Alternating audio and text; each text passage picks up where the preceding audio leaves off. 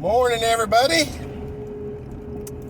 It is Tuesday, September 28th, 9 a.m. I'd like to officially welcome back the Houston humidity. It are quite damp outside. Ladies and gentlemen of the jury,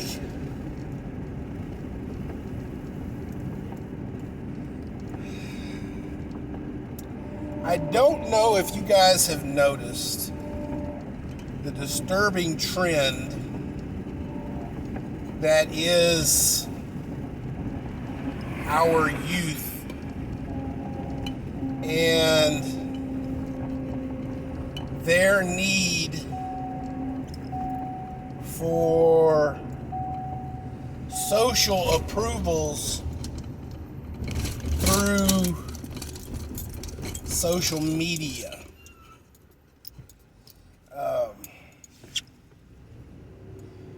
And I know I touched on this a couple of vlogs back, but we've got the disturbing trend that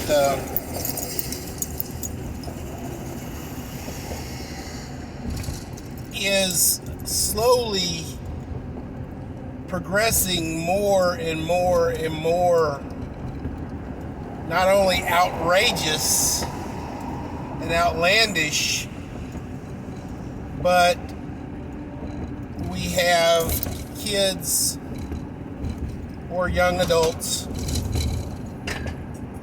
literally risking life and death for a thumbs up in social media.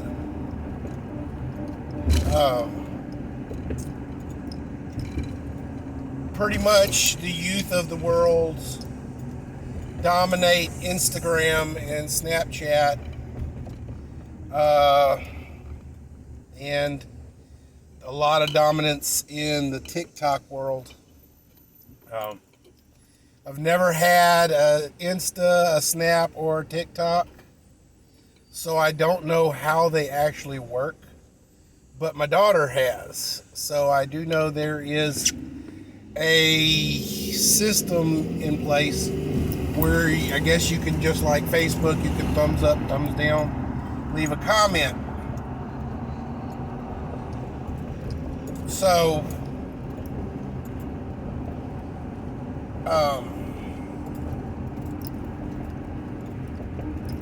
and there's some color codes or something like that on Insta. So, but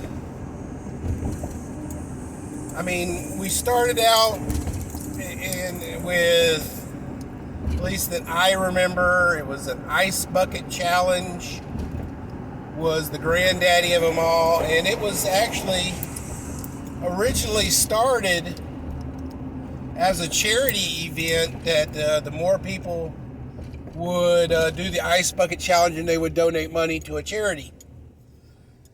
I don't remember which specific one, but it was to donate to a charity. Dump a bucket of ice on your head and donate to charity. And then we had some other ones. Then it became, I guess, mainstream, to where kids got used to watching people do outrageous things on these social media platforms. My wife, as part of her curriculum, used to be social norms, and part of her curriculum was to go out into a public place and perform a social norm violation and record the stunt and the response of the public to the social norm violation. Now, it had to stop because kids were getting more and more outrageous with these violations.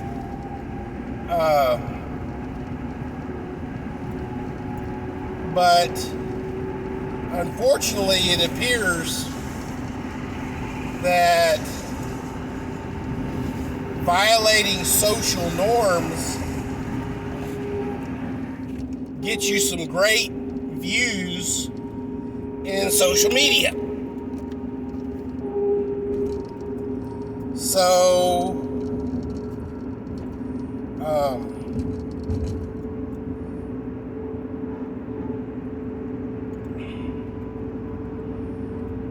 what I'm noticing, guys, is kids have not only a very vivid imagination into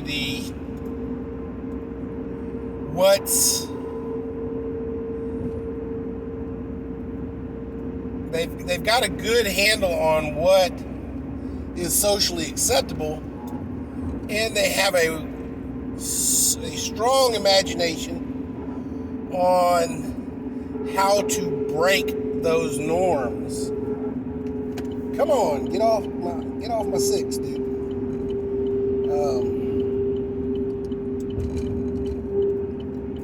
So what we're seeing is, because I blame reality TV shows. Basically, they set the bar pretty high on outrageousness, and of course it's staged, but outrageousness on TV. How outrageous can you be in a public situation? So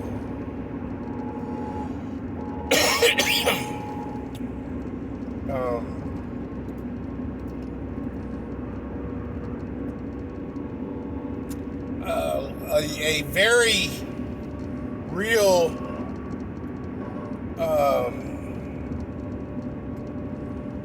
psychological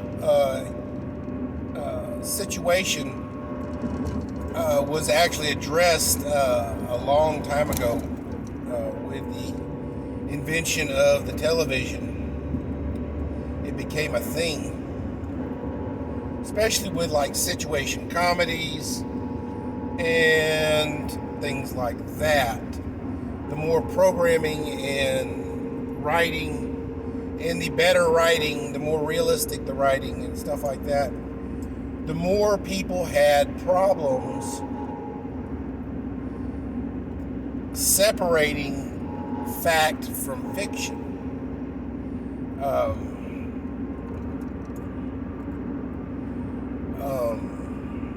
We had to, libraries label their sections of the library, fiction, nonfiction.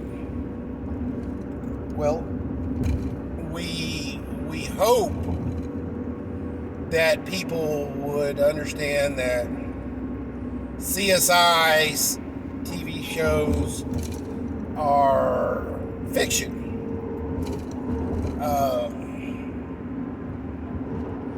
The mega super awesome computer systems that they have on these crime shows with huge glass touch screens in these labs where they can swipe stuff and stuff like that, like what Tony Stark would have in Iron Man, except for his was hollow, are not a reality, guys.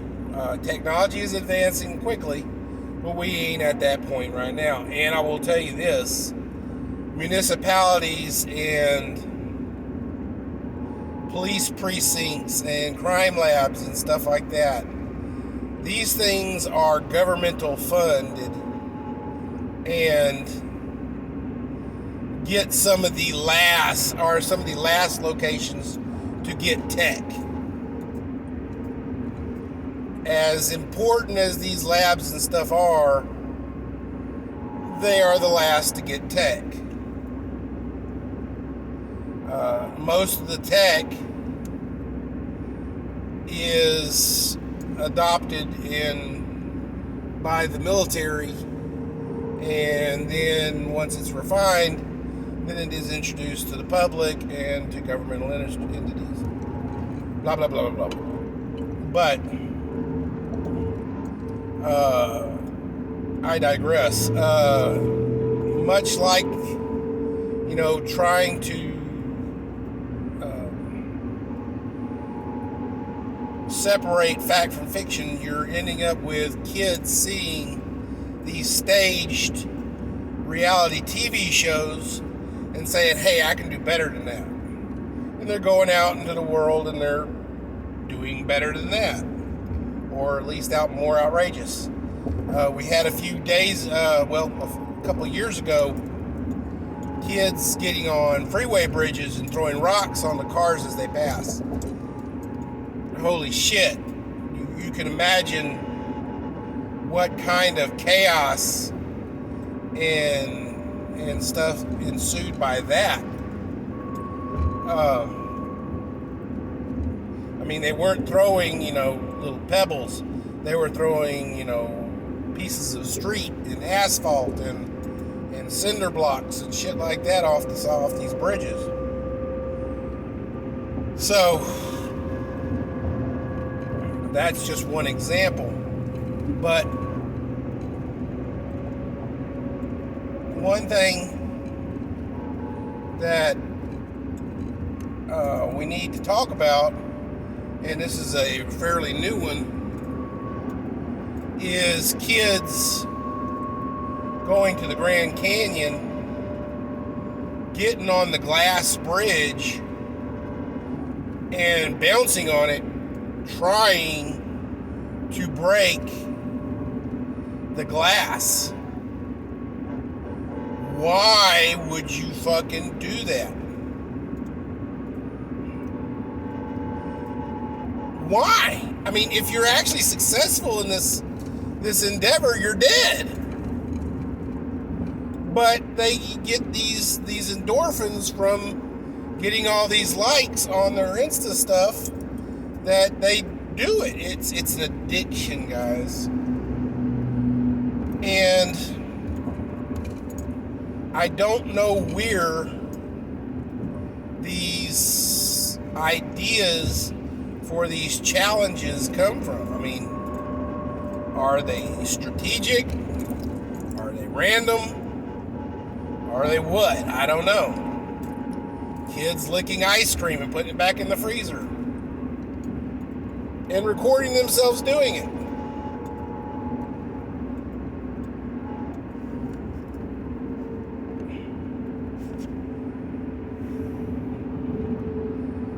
Fear of reprisal does not negate the positive endorphins that these kids are getting from a simple thumbs up on their social media platform. So kids are actually willing to go to jail for a viral video. Holy shit. Kids are willing to die for a viral video.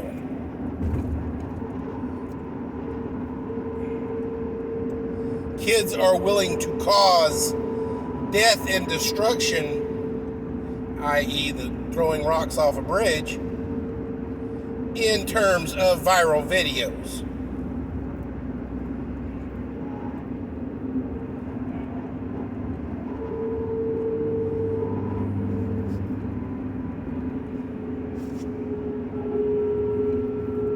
So what's next, guys? What is next? We've got the Jackass MTV guy who was videotaping himself punching homeless people.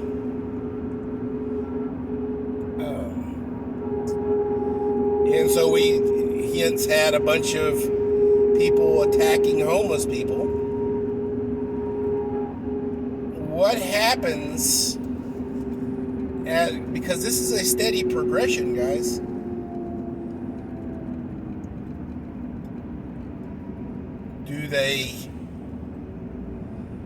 We've seen some horror shows and stuff like Saw, to where they kidnap people and they, torture them on video and to get the likes and the views and stuff like that. That was actually a movie. And there was another one where you had to get so many people get on the internet at a certain particular time. If that number was not reached, somebody would die. Can't remember the movie now, but I know I've watched it. One of them was a cop. They put him in a vat of water up to his neck and announced on social media that they had to reach 5,000 people watching by a specific time, or sulfuric acid was introduced to the vat and killed the cop. So yeah, that was pretty crazy. So writers in Hollywood have already imagined this kind of stuff. What happens when it finally catches up to real life and young people can't distinguish real from fake? They want the need for that acceptance, that thumbs up, is so high that they start committing, egregious crimes in the name of social media.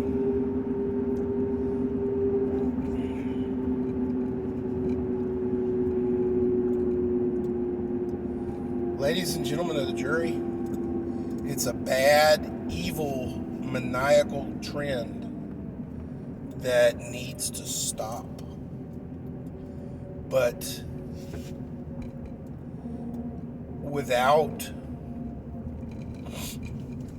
putting a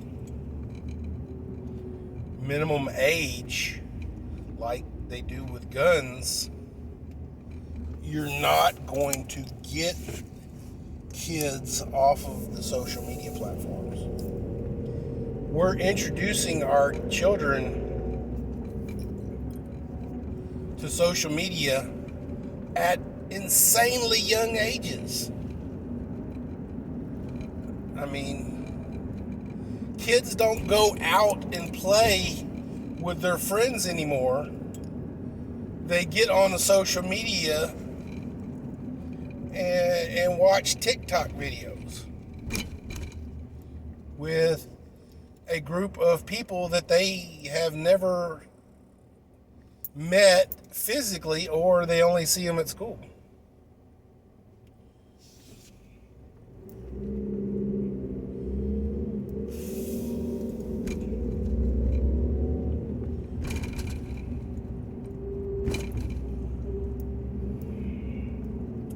Well, that's all, guys. I ain't got no more.